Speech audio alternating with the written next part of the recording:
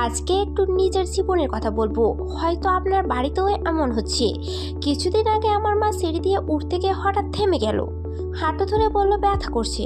আমি ভাবলাম সাধারণ ব্যথা, কিন্তু ধীরে ধীরে দেখলাম ওর হাঁটা কমে যাচ্ছে। আগে যিনি সারাদিন কাজকর্ম করতেন এখন বসে থাকতে চাইছেন। তখন বুঝলাম বিষয়টা ছোট না। হাড়ের ক্ষয় আসলে কি আমরা ছোটবেলা থেকে শুনি দুধ খেলে হাড় শক্ত হয়, কিন্তু বড় হওয়ার পর কি আমরা সেটা খেয়াল রাখি? বয়স বাড়লে শরীর আগের মতো ক্যালসিয়াম ধরে রাখতে পারে না, বিশেষ করে 40 থেকে 45-এর পর। মেয়েদের ক্ষেত্রে তো আরও দ্রুত কমে যায়। হাড়ের বাইরে থেকে শক্ত মনে হলেও ভিতর থেকে ফাঁপা হতে শুরু করে। এটা হাড়ের ক্ষয়। লক্ষণগুলো যেগুলো আমরা অবহেলা করি: সিঁড়ি দিয়ে উঠলে ব্যথা, বসে থেকে উঠলে কড়কড় শব্দ, কোমরে টান, হাত পা দুর্বল হয়ে যাওয়া, হালকা ধাক্কাতে ব্যথা। আমরা কি করি? একটা পেন কিলার খাই, ব্যথা কমে যায়। আমরা ভাবি সমস্যা শেষ, কিন্তু আসল সমস্যা ভিতরেই থেকে যায়। তারপর আমরা কি করলাম?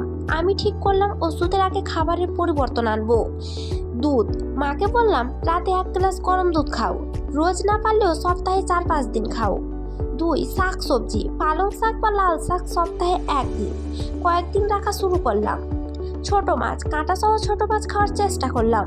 আমাদের দেশেই তো সহজেই ছোট মাছ পাওয়া যায়। তিল, সকালে 1 চামচ তিল, ছোট জিনিস কিন্তু উপকার অনেক বেশি। ডিম, প্রতিদিন একটা ডিম, ভিটামিন ডি খুব সুন্দর।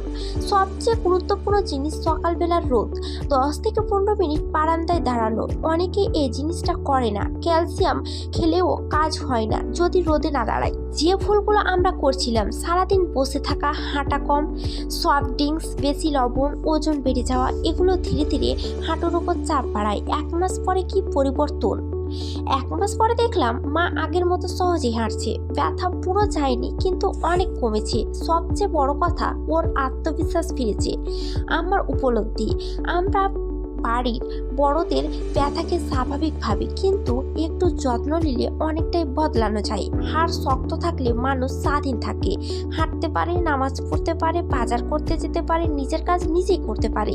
হাঁটুর ব্যথা নিয়ে সারা জীবন কষ্ট করার দরকার নেই। আজ থেকে খাবারে একটু পরিবর্তন আনুন। এই ভিডিওটা যদি আপনার ভালো লেগে থাকে, আপনার মা বাবার কাছে পাঠান। সুস্থ থাকুন, সচেতন থাকুন। এমন ভিডিও পেতে চ্যানেলটা অবশ্যই সাবস্ক্রাইব করে রাখুন।